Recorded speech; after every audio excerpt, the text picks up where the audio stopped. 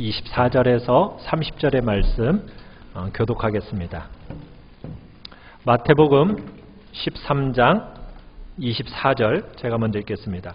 예수께서 그들 앞에 또 비유를 들어 이르시되 천국은 좋은 씨를 제 밭에 뿌린 사람과 같으니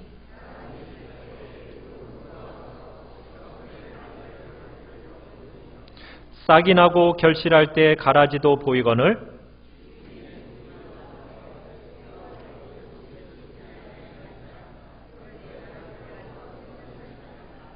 주인이 이르되 원수가 이렇게 하였구나. 종들이 말하되 그러면 우리가 가서 이것을 뽑기를 원하시나이까?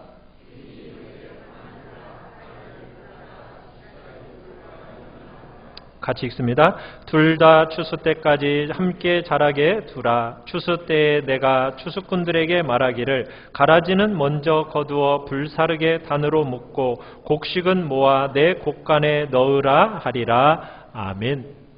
오늘 말씀의 제목을 같이 한번 읽어보겠습니다. 시작. 좋은 씨와 함께 자라는 가라지. 좋은 씨와 함께 자라는 가라지. 자, 오늘 본문 24절을 보시면은 본문이 이렇게 시작되고 있습니다. 예수께서 또 비유를 들어 말씀을 하시는데 천국은 이와 같다. 이렇게 시작을 하고 있어요. 그러니까 이 비유, 우리가 성경을 관통하는 이 내용을 우리가 얘기한다고 그랬죠. 그 관통하는 주제로서 하나님의 나라를 우리가 보고 있는데 이 이야기도, 이 비유도 하나님의 나라를 가르치고 싶어서 말씀하고 있는 비유임을 우리가 알 수가 있습니다. 자, 여러분, 하나님의 나라가 이 땅에 왔다 하면은 여러분 뭘 기대하십니까? 하나님의 나라가 왔다고 그러면 굉장한 놀라운 변화, 이 세상에 놀라운 일이 일어날 거라는 그 변화를 여러분 기대하지 않으십니까? 나쁜 사람들은 가려서 벌받고 좋은 사람들은 상 받을 것. 우리는 그것을 하나님의 나라가 왔으니까 그런 일이 일어날 것에 대한 기대를 합니다. 이 당시 유대 사회의 개념에서도 보면 그 당시 유대를 지배하고 있던 로마는 심판에 던져지고 언약 백성이라고 말하는 자기들은 복을 받을 것으로 기대를 했었습니다. 그런데 예수님은 이 땅에 오셔서 하나님의 나라가 왔다 이렇게 선포를 하셨는데 이 땅에 표가 나요, 안 나요? 별로 표가 나지 않는 거예요. 어떻게 보면 도리어 악이 더 팽배해지는 것 같음을 보게 된 겁니다. 그들이 기대했던 방법으로 하나님의 나라가 역사하지 않는 거예요. 이런 고민들은 믿음이 없는 유대인들에게만 고민이 아니었습니다. 그 시대에 믿음이 좋았던 사람 중에 하나인 세례 요한, 그 세례 요한의 고민이기도 했습니다. 마태복음 11장에 보면 세례 요한이 감옥에 갇혀서 이 고민을 예수님께 제자들을 통해서 던지는 이야기가 나와요. 세례 요한이 누구입니까? 예수님을 증거했던 인물이잖아요. 이스라엘 백성들에게 예수님을 소개해서 예수님을 알려준 사람이 바로 이 세례 요한입니다. 그런데 이 세례 요한이 감옥에 갇히게 되었어요.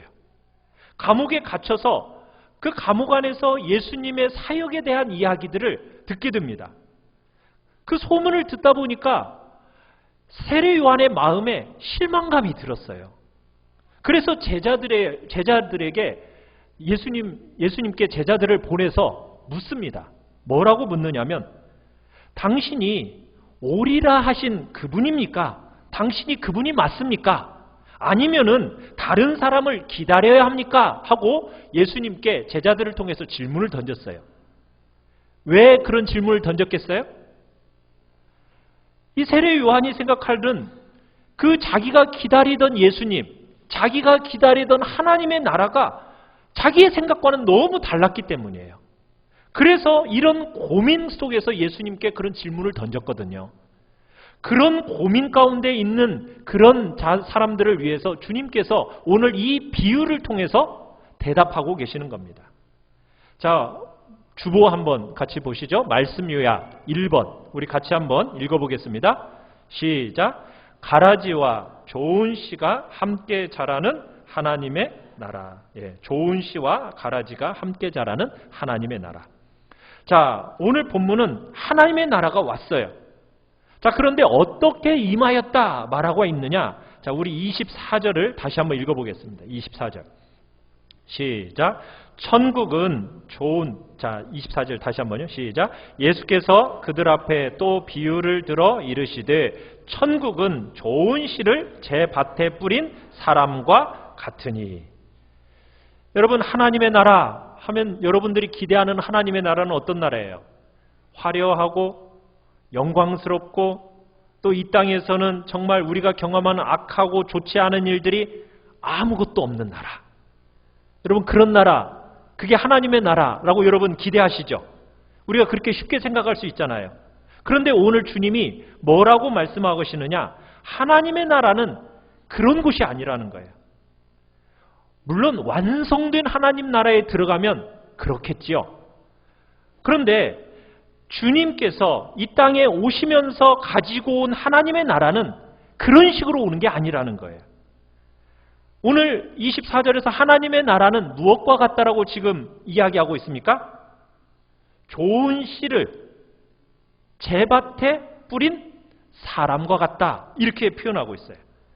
자, 여기서 이 비유도, 가라지 비유도 예수님께서 직접 해석해 놓으셨어요. 해석해 놓은 곳이 36절부터 이제 해석을 해 놓으셨는데요. 밭의 가라지의 비유를 제자들이 설명해 달라고 하니까 이제 37절에 설명을 해 주십니다. 자, 좋은 씨를 뿌리는 사람은 누구다? 인자다 얘기하고 있어요. 인자가 누굽니까? 예수님입니다. 예수님. 그러니까 천국은 어떤 곳이냐? 좋은 씨를 자기 밭에 뿌린 누구와 같다? 예수와 같다. 이렇게 말씀하고 계십니다. 자, 좋은 씨를 자기 밭에 뿌렸다라고 할 때 여러분 또 설명을 해놨어요. 38절을 보십시오. 자, 좋은 밭 할 때 밭은 어디입니까? 밭은 뭐라고요? 세상. 지난주에는 밭이 뭐라고 했었죠? 네, 사람의 마음이라고 그랬는데 오늘은 그 해석이 좀 달라졌죠? 뭐라고요? 세상. 자, 그러면은 씨는요. 좋은 씨는 뭐예요? 그렇죠. 천국의 아들들. 지난주에는 씨가 뭐라고 했는데? 그죠. 하나님의 말씀이라고 했는데. 그러니까 예수님께서 이 비유마다 해석하는 그 내용이 다르신 거예요. 자, 예수님께서 세상에 오셔서 좋은 씨앗을 심으세요. 그런데 이 좋은 씨앗이 뭐라고요? 천국의 아들들입니다. 하나님 나라의 백성들을 가리키는 거예요. 그러니까 주님께서 이 땅에 오셔서 하시는 일이 뭐냐? 생명의 말씀을 가지고 하나님 나라의 백성들을 불러 모으는 일을 하고 계시는 겁니다. 예수님이 오셔서 이 세상에 좋은 씨인 하나님의 사람들을 태어나게 하고 그리고 불러 모아서 교회를 구성하게 하고 그리고 하나님의 자녀들이 많이 심겨지도록 하는 일을 누가 하고 계시는 거예요? 예수님께서 이 땅에 오셔서 그 일을 하고 계신다는 얘기입니다. 자, 좋은 씨앗들이 이 세상에 많이 심겨지면 이 세상이 어떻게 돼야 돼요? 좋아져야죠. 막 부흥이 일어나고 사람들이 막 사회가 변화가 일어나야 되잖아요. 변화가 많이 일어났죠? 왜 아무도 안 많은 좋은 씨앗들이 심어졌는데 많이 변화 일어나지 않았습니까? 별로 답변을 하고 싶지 않으신 거죠. 네. 아니, 생각보다는 세상이 거의 변한 게 없는 것 같아요. 왜 그럴까? 왜 변한 것 같지 않은 세상이 돼버린 걸까? 자, 우리 25절을 다시 한번 읽어보겠습니다. 25절. 시작. 사람들이 잘 때에 그 원수가 와서 곡식 가운데 가라지를 덧뿌리고 갔더니. 자, 어떤 일이 일어났느냐? 그 좋은 밭에다가 좋은 씨를 뿌려놨더니 좋은 씨만 심겨진 게 아니라 뭐도 덧뿌려졌어요? 가라지가 덧뿌려졌다라는 거예요. 자, 가라지가 뭔가에 대해서 38절에 이제 또 설명을 해놓고 있습니다. 자, 가라지는 뭐라고 설명을 해놓고 있어요? 가라지는 악한 자의 아들들. 그러니까 좋은 씨앗만 세상에 뿌려진 게 아니라 무슨 씨앗도 가라지, 악한 자에게 속한 악한 백성들도 이 세상에 덧뿌려졌다라는 거예요. 자, 그런데 이 가라지를 뿌린 원수가 나와요.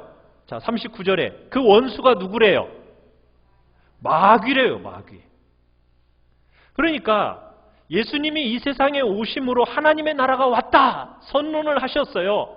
그러면서 하나님의 나라가 열려질 때 동시에 또 어떤 일도 일어나고 있다라는 겁니까? 예수님만 바쁘게 막 씨를 뿌리고 다니는 게 아니라 예수님만큼 바쁘게 가라지를 심는 존재가 있다라는 거예요. 그게 누구예요? 그렇죠. 원수인 마귀가 더 뿌리고 갔다라는 거예요. 그래서 사람들이 기대하는 만큼의 하나님 나라가 이 땅에서 이루어지지 않는다. 하나님의 나라가 오면은 완전히 다른 세상이 될 거라고 그 기대하는 그림이 이렇게 있었는데 예수님이 아무리 하나님의 나라가 왔다고 선포는 했는데도 불구하고 세상이 여러분이 답변을 하지 않으시는 것처럼 거의 세상이 비슷한 거예요. 왜? 하나님의 자녀들만 뿌려진 것이 아니라 동시에 그 밭에 마귀가 또 누구를 뿌린 거예요? 가라지를 더 뿌린 거예요.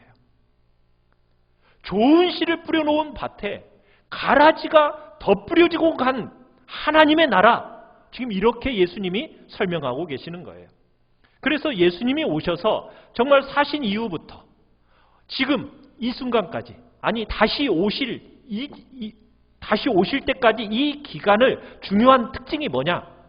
덧뿌려진 밭이라는 거예요. 무슨 밭이요? 덧뿌려진 밭이다. 하나님의 좋은 아들들로 이 땅을 축복하고 풍성한 열매를 그렇게 거두기를 기대하는 하나님의 마음을 마귀가 대적하면서 하나님의 밭에 수많은 가라지가 함께 덧뿌려진 거예요. 그래서 가라지와 좋은 씨가 함께 자라고 있는 것이 바로 지금 이 땅에 와 있는 하나님의 나라다. 이렇게 예수님이 설명하고 계시는 겁니다. 자, 우리 말씀 요약이 2번을 같이 한번 읽어보겠습니다. 2번입니다. 시작. 덧뿌려져 있는 밭에 대한 주인의 반응.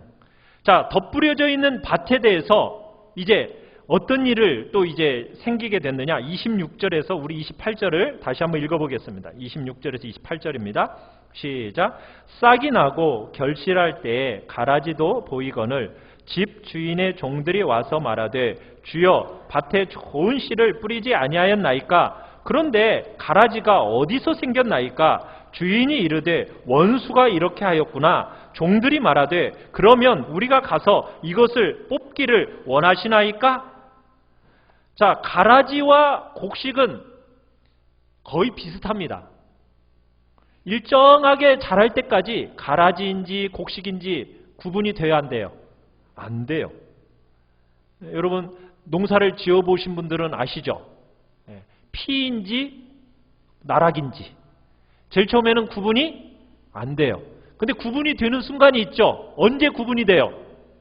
그렇죠. 열매를 딱 맺히면은 피는 어떻게 자라요? 꼿꼿이 쓰고 나락은 고개를 숙이죠. 그래서 딱 구분이 돼요. 그러니까 싹이 나고 가지가 날 때는 분별을 못하다가 이 싹이 딱 맺혀지는 그 순간 그 표시가 나는 거예요.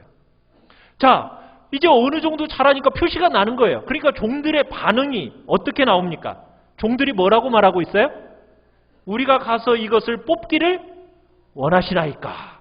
자, 종들은 뭐 하고 싶은 거예요? 지금 저 가라지 어떻게 하고 싶은 거예요? 그러죠. 뽑아버리고 싶은 거예요. 여러분 가라지 뽑는 것이 당연한 거죠. 그죠? 왜? 가라지가 그 곡물들의 양분을 다 빼앗아 먹잖아요. 그러니까 일꾼 입장에서는 가라지를 뽑아버리고 싶은 것이 이게 주인의, 아니 종의 마음인 겁니다. 그런데 주인이 뭐라고 말하고 있습니까? 우리 29절 같이 읽겠습니다. 시작. 주인이 이르되 가만두라. 가라지를 뽑다가 곡식까지 뽑을까 염려하노라. 여러분 덧뿌려져 있는 이 밭에 대한 주인의 반응과 종의 반응이 다르죠.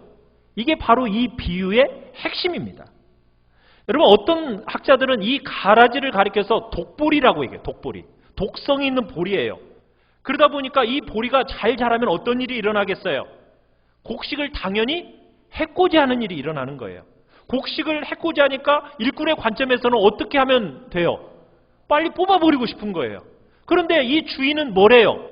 그냥 놔두래요. 놔두래요. 이게 비유의 제일 중심이에요. 주인은 가라지를 뽑기를 원하지 않는다는 거예요. 왜 그럴까요? 이유가 뭘까요? 자, 우리 첫 번째 이유 같이 한번 읽어봅시다. 시작. 지금은 추수의 때가 아니다. 첫 번째 이유는 뭐냐? 지금은 추수의 때가 아니기 때문이라는 거예요. 곡식과 가라지가 덧뿌려져 있는 지금이 뭐가 아니라고요? 추수의 때가 아니라는 거예요. 예수님이 오셔서 하나님의 나라가 왔다 이렇게 선포하니까 사람들은 뭐라고 생각했냐면, 그때가 무슨 때라고 생각했냐면 추수 때가 왔다 이렇게 생각을 했어요.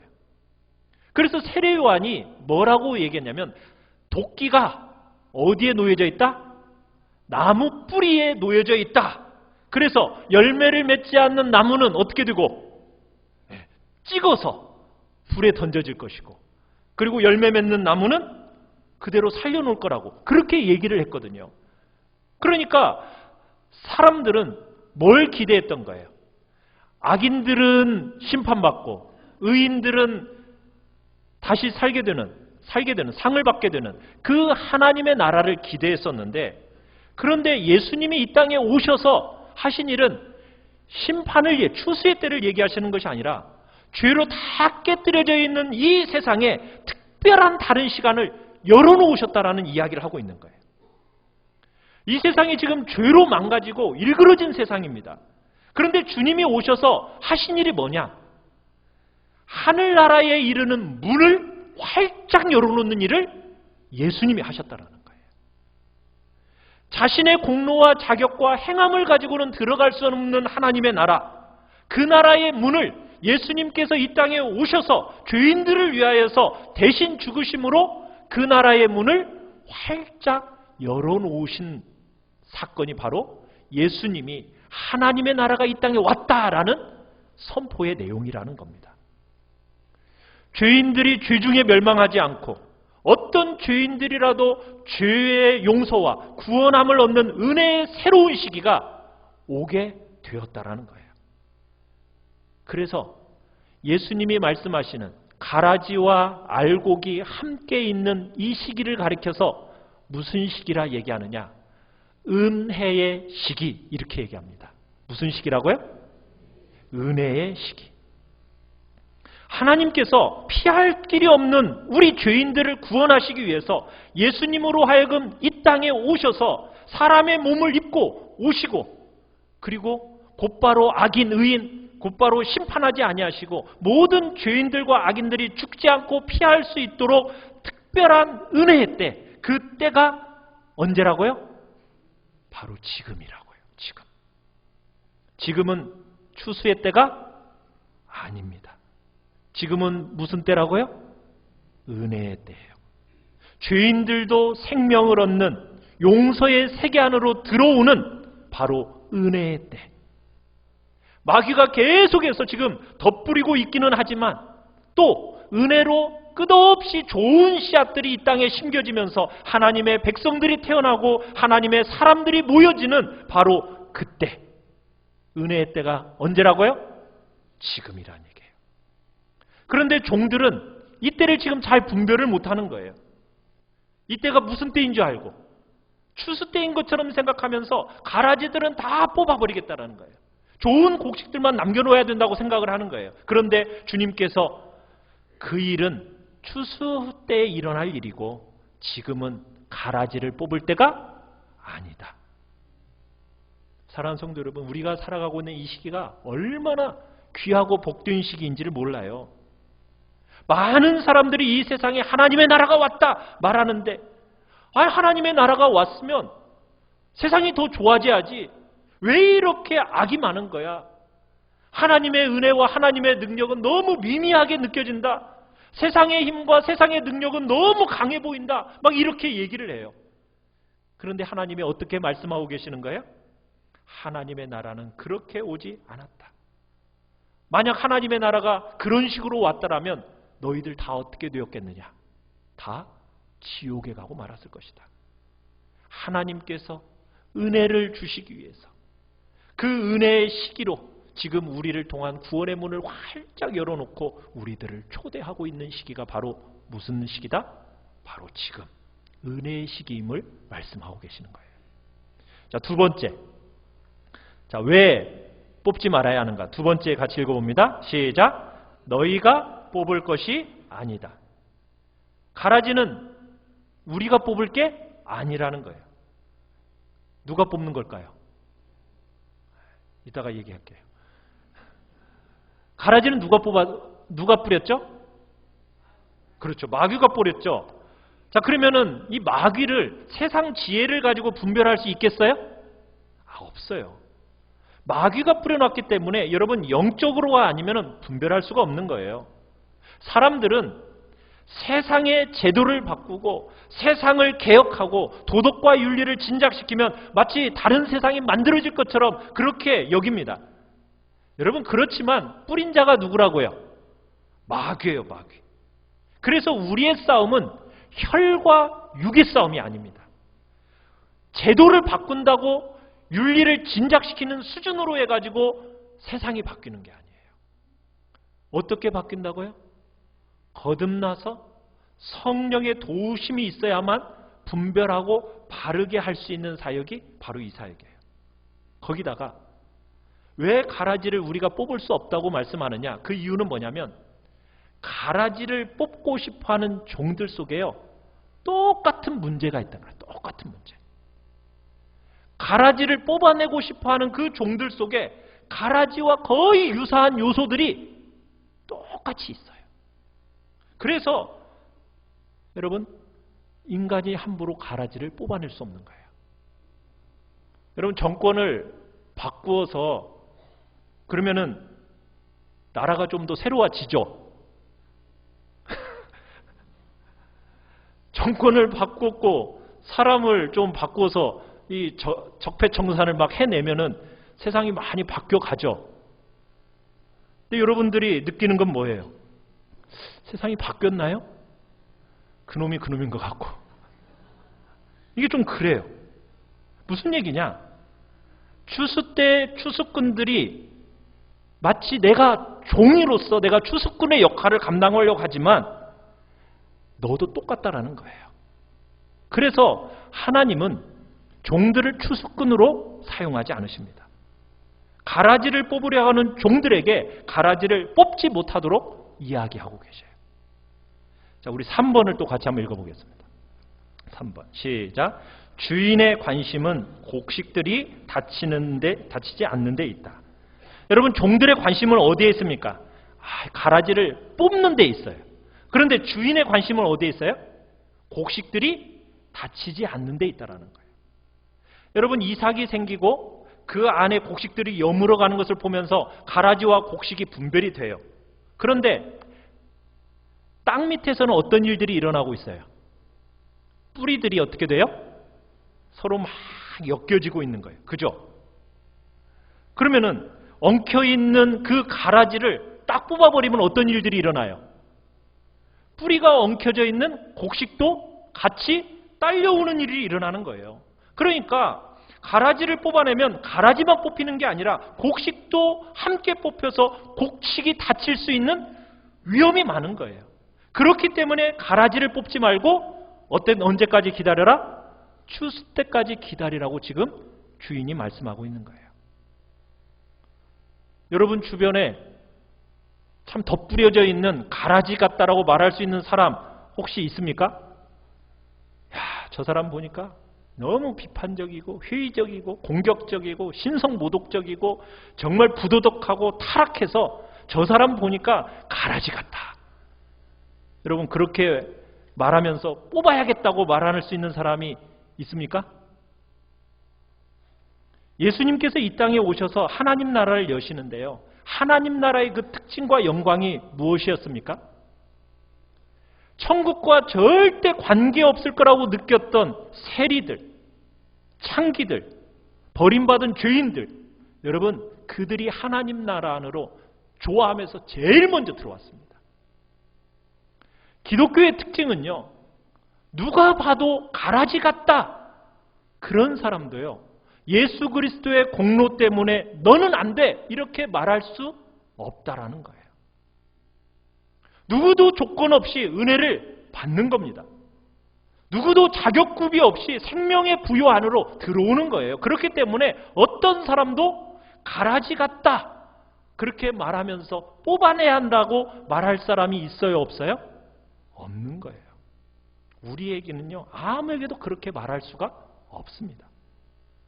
여러분, 가장 대표적인 사람이 성경에서 누구냐면 사도 바울이에요. 사도 바울. 여러분, 사도 바울이 다메섹 도상에서 예수님을 만나기 전까지만 하더라도 누가 보아도 그는 뭐였어요? 가라지였어요. 가라지. 가라지 중에서도 몇 등강 가라지? 1등 가라지였어요. 1등 가라지. 근데 그 가라지 같은 생애가 딱 예수님이 찾아오시니까 그가 곡식 가운데서도 몇 등품? 최상품이 됐어요. 특산품이 됐어요. 정말. 네, 그죠? 우리는 그런 걸 보는 거예요. 그래서 누구를 보고 야, 저 사람은 가라지다 말할 수 있어요, 없어요? 없는 거예요. 하나님의 은혜가 어떻게 적용되어서 가라지인 줄 알았던 사람을 어떻게 만들어내실지 우리가 알 수 없는 겁니다. 그래서 우리가 함부로 가라지라고 얘기하면서 뽑아낼 수가 있어요, 없어요? 없는 거예요. 그래서 지금 우리 주님은 뽑지 말라는 거예요. 그리고 이 땅 우리가 살아가는 이 시기는 심판의 시기예요? 아니에요. 지금은 심판과 추수의 시기가 아닙니다. 지금은 어떤 시기라고요? 은혜의 시기예요. 어떤 죄인도 새롭게 출발할 수 있는 시기란 얘기예요. 불가능해 보이는 악한 자들도 하나님의 백성으로 거듭나서 하나님이 열어놓으신 생명의 문으로 들어갈 수 있는 은혜의 때가 지금 우리가 살고 있는 이 시기입니다. 그렇기 때문에 여러분들이 함부로 사람들을 판단하려고 해서는 안 되는 거예요. 추수의 때가 있는 거예요. 그날에 그분이 판단하십니다. 가라지는 그때 가서 불에 다 없앨 거예요. 알곡들은 그날에 그곳에서 완전한 정말 추수의 곡간 안으로 들이질 겁니다. 그 전까지는 우리는 모든 사람에게 소망과 기대를 가져야 되는 거예요. 한 영혼이라도 주님께로 돌아오겠다라는 그 소망 가운데 사람들을 봐야 되는 것입니다. 여러분, 그렇다고 해서 교회 안에서 어떤 공적인 죄가 분명히 드러났는데 그냥 덮어둬라 이 말을 하는 것은 아닙니다. 우리 장로교회는 교회의 거룩과 성결과 성도들의 유익을 위해서 질서를 세우고 거룩을 지켜내도록 7이라는 제도가 있어요.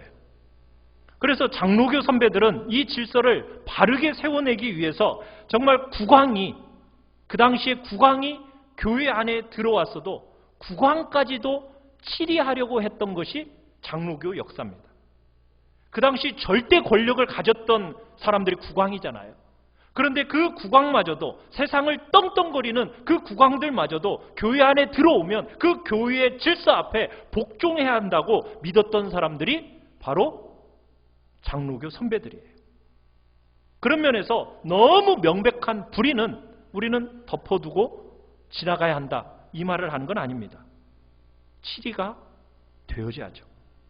잘못된 교훈을 가르치는 사람들이 있다면 그 사람들은 반드시 덮어놓고 지나갈 수 없습니다.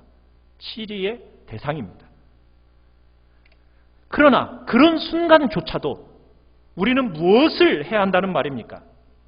그 사람을 가라지라고 생각해가지고 뽑아버려서는 안 된다는 거예요. 치리의 목적이 뭐냐면 살려내고 바로잡고 생명 안으로 들어오도록 하기 위해서 치리하는 겁니다. 끊어내고 생명과 관계없는 자인 것처럼 그렇게 가라지인 것처럼 여기도록 하기 위해서 치리하는 게 아니라는 거예요. 교회의 치리라는 것은 사람을 살려내기 위해서, 세워내기 위해서 하는 겁니다. 벌 주고 창피함을 주기 위해서 하는 게 아니라는 거예요. 사람을 살려서 건강하게 자라도록 하기 위한 것이 그게 치리의 목적인 거죠. 그게 핵심입니다. 영혼들을 불쌍히 여기고 정말 사랑하는 중요한 방법으로 행하는 게 치리라는 거예요. 절대로 가라지를 뽑아내가지고 일벌 100개 하겠다. 여러분, 이런 게 치리가 아닙니다. 교회의 거룩과 교회의 성결을 위해서 한 사람 희생시킨다? 여러분, 그것은 잘못된 겁니다. 교회의 거룩과 성결을 지켜내는 것 당연하지만 그와 함께 동일하게 그 영혼도 살려내는 것이 우리 교회가 해야 할 일이기 때문이에요. 자, 우리 세 번째 같이 한번 읽어보겠습니다. 3번입니다. 시작.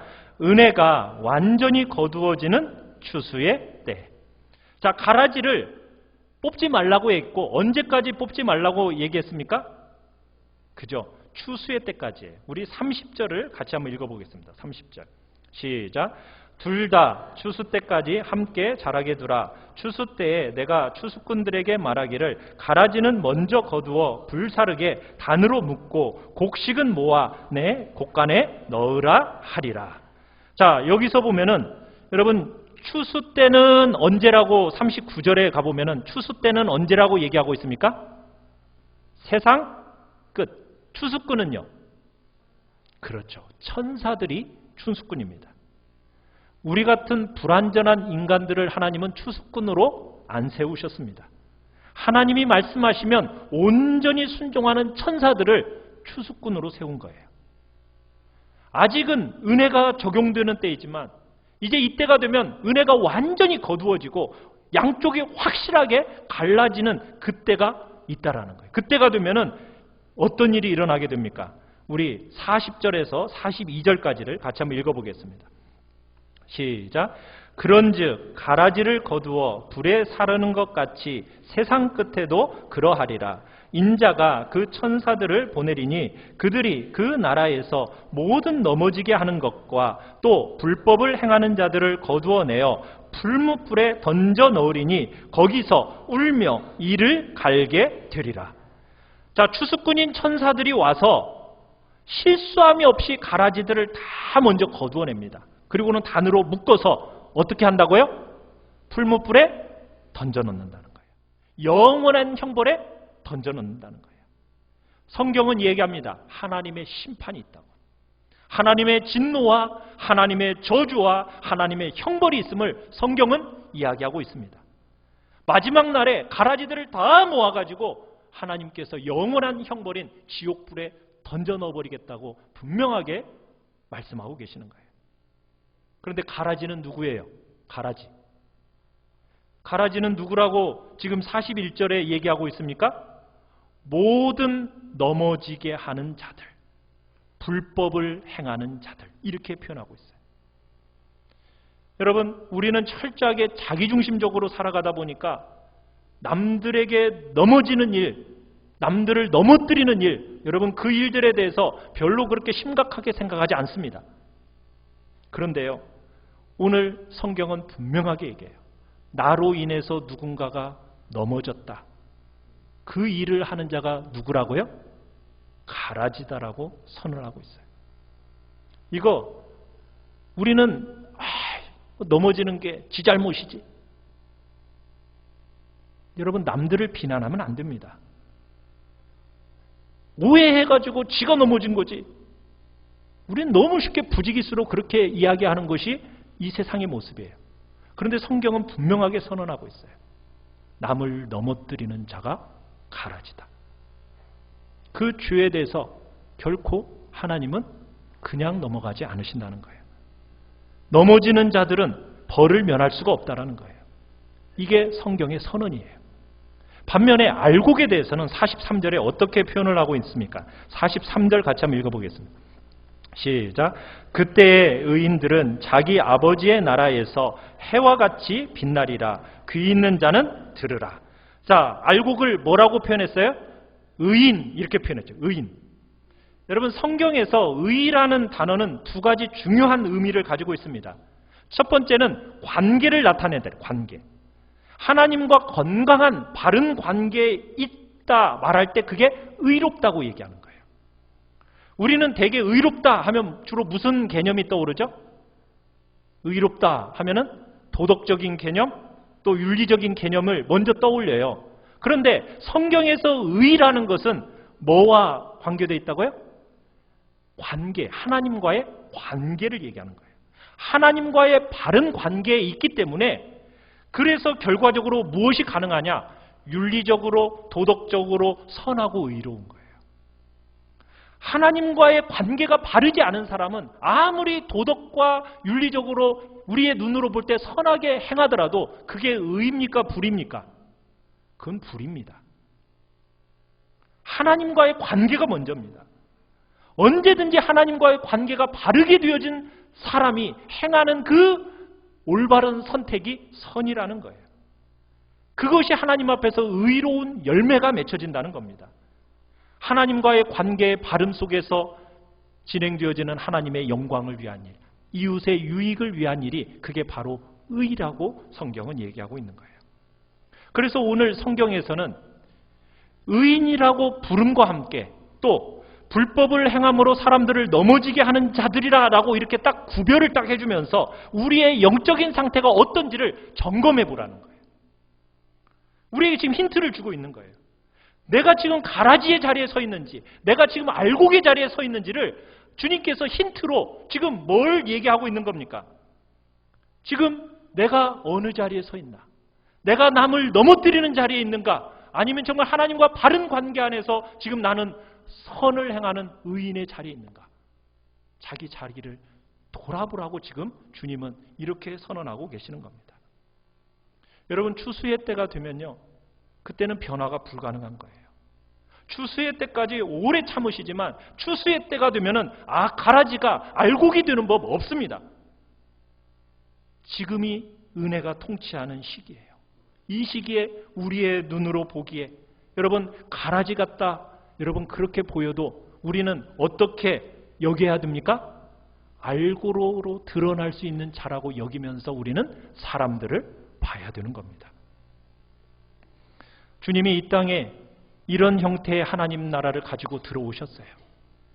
은혜를 적용시켜 주시면서 정말 죄인들이라도 멸망하지 않는 아주 특별한 기회를 지금 우리는 부여받고 있는 겁니다. 풀무불에 던져져서 정말 슬피 울며 이를 갈게 하는 일과 하나님을 아버지라고 부르면서 해처럼 빛나는 그 복됨 순간이 여러분 완전히 갈라지는 그 시기 반드시 오게 되는데 아직은 유보되어 있어요.